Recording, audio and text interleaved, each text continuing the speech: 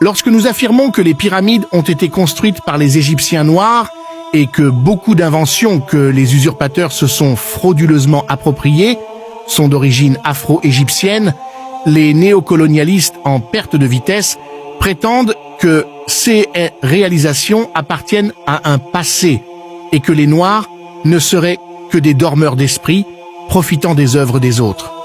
Pourtant, l'homme occidental a volontairement ignoré de mentionner dans ses encyclopédies les réalisations révolutionnaires des Noirs qui ont changé le monde à jamais. Dans cette vidéo, nous nous proposons de faire une liste non exhaustive d'esprits brillants des Noirs qui ont permis au monde de franchir un pas important dont l'école coloniale ne pourra jamais t'enseigner. 1.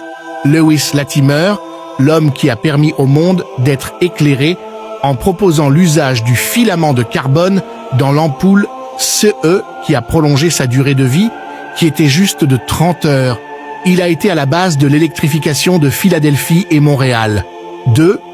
Garnet Morgan, un noir qui a inventé le masque à gaz, sans quoi la Seconde Guerre mondiale n'aurait pas abouti au même résultat.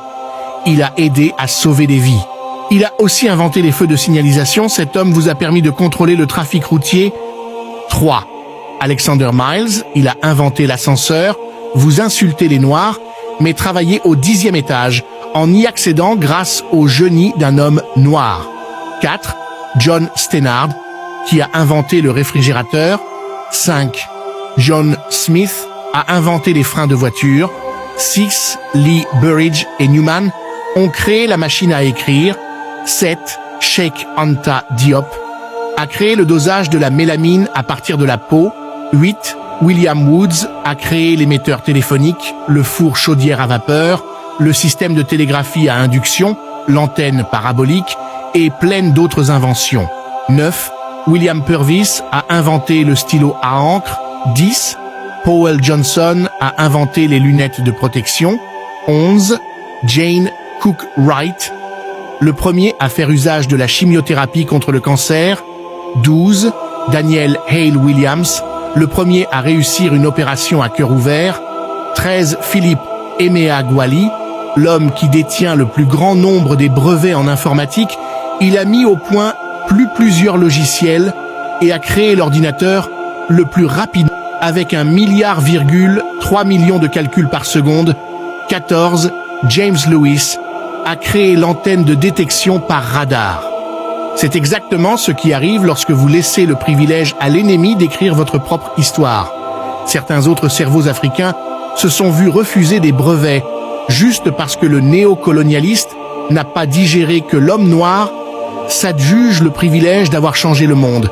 Des chercheurs gabonais, nigérians, ivoiriens, camerounais, congolais, béninois, sénégalais, togolais et autres ont mis au point des traitements contre des maladies considérées incurables, mais se sont vus supprimés par le néocolonialiste qui cherche à bloquer l'envol de l'Afrique. Maxwell Chikumbutso, un natif du Zimbabwe, après avoir créé un générateur à énergie gratuite, infini sans aucune conséquence sur l'écosystème, laquelle énergie a fait rouler une voiture sans aucune sortie d'énergie, voler un hélicoptère et allumer indéfiniment un téléviseur, le brevet lui a été refusé sous prétexte que son invention était contraire aux lois de la physique, puis contraint par les Américains de leur apprendre sa technologie. Un jeune étudiant de la RDC, Pierre Sédy, a récemment présenté un prototype d'une machine commandée par la pensée humaine.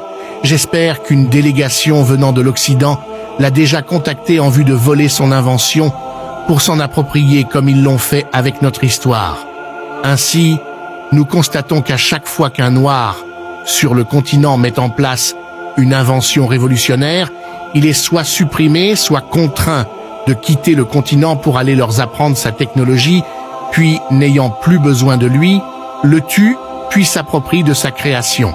La plupart de nos gouvernements en Afrique sont distraits. Au lieu de développer et protéger les potentialités que nous avons, ils se contentent d'aller déverser des millions à l'étranger. Pourtant, nous avons tout pour être une superpuissance comme l'ont été pendant des siècles nos ancêtres afro-égyptiens. Chers frères africains, Nous ne pouvons prétendre au développement sans recherche scientifique ni protection de nos cerveaux. Nos autorités doivent enfin se réveiller. Combattants de la liberté, like, abonne-toi et partage.